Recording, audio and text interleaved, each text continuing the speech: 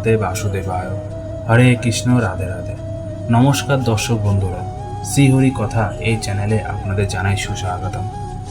ভারতীয় দর্শনশাস্ত্র ও বিভিন্ন দেবদেবীর পূজা অর্চনা পদ্ধতি আলোচনা করাই এই চ্যানেলের মূল বিষয়বস্তু। বন্ধুরা, আমরা সকলেই জানি পৃথিবীর সমস্ত জীব ভগবানের সন্তান স্বরূপ, আর সমস্ত জীবের মধ্যে মানব জীবন হল সর্বশ্রেষ্ঠ। ভগবান অন্যান্য জীবের তুলনায় মানুষের মধ্যে বিবেক, বুদ্ধি, দয়া, মায়া সব থেকে বেশি প্রদান করেছেন। কিন্তু সমস্ত জীবের মধ্যে শ্রেষ্ঠ হওয়া সত্ত্বেও মানুষের আচরণ দিন দিন পশুদের মতন হয়ে যাচ্ছে, হারিয়ে যাচ্ছে মানবতা। বিভিন্ন পাপ কর্মের সঙ্গে লিপ্ত হচ্ছে মানুষ। আর তাই আমাদের অনেকের মধ্যে এই প্রশ্নটা অনেকবারই জাগ্রত হয়েছে যে ভগবান সত্যি কি পাপী মানুষদের ক্ষমা করেন? ঠিক কি করলে পাপ থেকে মুক্তি পাওয়া যাবে? তা আজ এই প্রশ্নের উত্তর আপনাদের সামনে এই ভিডিওর মাধ্যমে একটি সত্য ঘটনা তুলে বিষয়টি ব্যক্ত করব। তাই ভিডিওটি সম্পূর্ণ মনোযোগ সহকারে দেখুন। আশা করি ভিডিওটি আপনার ভালো লাগবে, এবং ভিডিওটি দেখার পর যদি আপনার ভালো লাগে তাহলে একটি লাইক করবেন, পারলে আপনজনদের মাঝে শেয়ার করবেন। এবং আপনি যদি এখনো পর্যন্ত এই শ্রীহরি কথা চ্যানেলে নতুন হয়ে থাকেন, পরবর্তী সময়ে এই চ্যানেলের ভিডিও পেতে চ্যানেলটিকে সাবস্ক্রাইব করে রাখবেন এবং পাশে থাকা নোটিফিকেশন বেলটিকে ক্লিক করে রাখবেন। বন্ধুরা, যে ঘটনাটি উল্লেখ করব এটি একটি সত্য ঘটনা। এই ঘটনাটি হলো শ্রী চৈতন্য প্রভুর আবির্ভাবের সময়কালের। একদিন শ্রীমান নিত্যানন্দ প্রভু এবং শ্রীল হরিদাস ঠাকুর নগরের পথ দিয়ে হেঁটে যাচ্ছিলেন। পথের মাঝে এক জায়গায় তারা বিরাট জনসমাগম দেখতে পেলেন। লোকদের জিজ্ঞাসা করে তারা জানতে পারলেন যে দুই ভাই মদ্যপান করে মাতাল হয়ে গোলমাল করছে। তারা আরও জানতে পারলেন যে এই দুই ভাই ব্রাহ্মণ পরিবারের সন্তান, কিন্তু অসৎসঙ্গের কারণে তারা সবচাইতে নিকৃষ্ট ঘরের লম্পটে পরিণত হয়েছে। তারা কেবল মদ্যপানই করত না, তারা মাংসাহার করত, তারা পরস্ত্রী গমন করত, ডাকাতি করত। এই রকম সমস্ত পাপ কর্মে তারা লিপ্ত ছিল। তাদের চরিত্রের বর্ণনা শুনে নিত্যানন্দ প্রভু ঠিক করলেন যে প্রথমে এদেরকেই উদ্ধার করতে হবে। তাদের পাপপঙ্খী জীবন থেকে যদি তাদের রক্ষা করা হয় তাহলে শ্রী চৈতন্য মহাপ্রভুর মহিমা আরও বেশি করে প্রচারিত হবে। মনে মনে এই কথা বিবেচনা করে নিত্যানন্দ প্রভু ও হরিদাস ঠাকুর ভিড় ঠেলে সেই লম্পট মাতাল দুই ভাইয়ের কাছে গিয়ে হরিনাম সংকীর্তন করতে অনুরোধ করলেন। তাদের এই অনুরোধ শুনে মাতাল দুই ভাই আরও রেগে গেল এবং অশ্লীল ভাষায় গালাগালি দিতে দিতে তাদের অনেক দূর পর্যন্ত তাড়া করল। সন্ধ্যাবেলায় এই সংবাদ শ্রী চৈতন্য মহাপ্রভুকে জানানো হলো। শ্রী নিত্যানন্দ প্রভু ও হরিদাস ঠাকুরের অতি নিকৃষ্ট লম্পটদের উদ্ধারের প্রচেষ্টা সে কথা শুনে শ্রী চৈতন্য মহাপ্রভু অত্যন্ত আনন্দিত হলেন।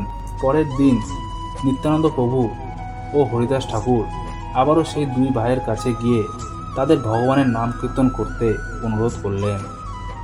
তারা এই অনুরোধে ক্রুদ্ধ হয়ে দুই ভাইয়ের মধ্যে এক ভাই কলসির কানা দিয়ে নিত্যানন্দ প্রভুর মাথায় আঘাত করল, এবং সেই আঘাতের ফলে প্রভুর কপাল কেটে দরদর করে রক্ত ঝরতে লাগলো।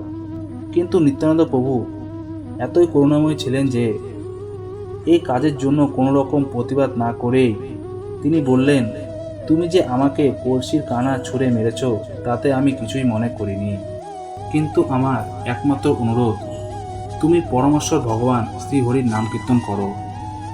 নিত্যানন্দ প্রভুর এই অদ্ভুত ব্যবহার দর্শন করে অপর ভ্রাতা অত্যন্ত আশ্চর্য হয়ে গেলেন এবং সে তৎক্ষণাৎ নিত্যানন্দ প্রভুর পায়ে ধরে তার ভাইকে ক্ষমা করতে প্রার্থনা করলেন।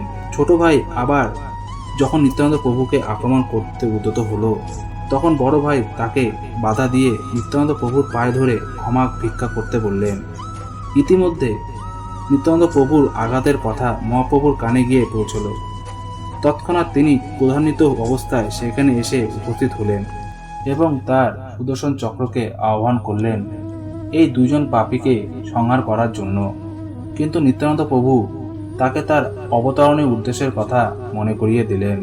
শ্রী চৈতন্য মহাপ্রভুর অবতারণের উদ্দেশ্য হচ্ছে কলিযুগের সমস্ত অধঃপতিত মানুষকে উদ্ধার করা, এবং এই দুই ভাই এই অধপতিত মানুষদের আদর্শ দৃষ্টান্ত।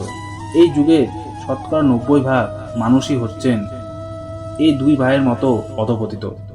জড়জাগতিক বিচারে সম্ভ্রান্ত কুলে জন্ম হলেও তারা ছিলেন অধপতিতের চূড়ান্ত নিদর্শন। শ্রীকৃষ্ণ চৈতন্য মহাপ্রভু যখন সুদর্শন চক্রকে আহ্বান করলেন, তখন নিত্যানন্দ প্রভু তাকে অনুরোধ করতে লাগলেন এই দুই ভাইকে ক্ষমা করার জন্য।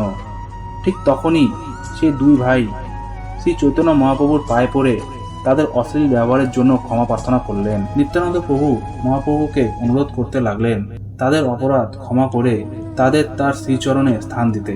একটি শর্তে মহাপ্রভু তাদের ক্ষমা করতে রাজি হলেন। এখন থেকে তারা যেন তাদের সব রকমের পাপ কর্ম বর্জন করেন। আর সেই কথা মতোই দুই ভাই সমস্ত পাপ কর্ম বর্জন করতে স্বীকার করলেন এবং পরম দয়াল ভগবান তাদের তার শ্রীচরণে স্থান দিলেন।